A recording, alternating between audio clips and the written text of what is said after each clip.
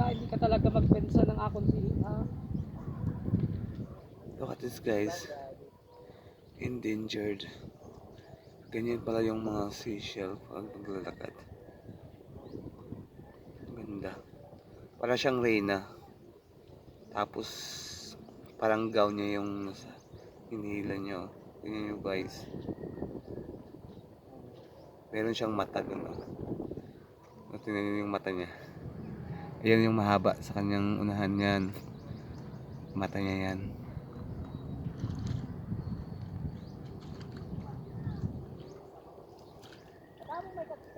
Kinakain niya ba ito, guys? Tingnan mo. Papalapit na siya.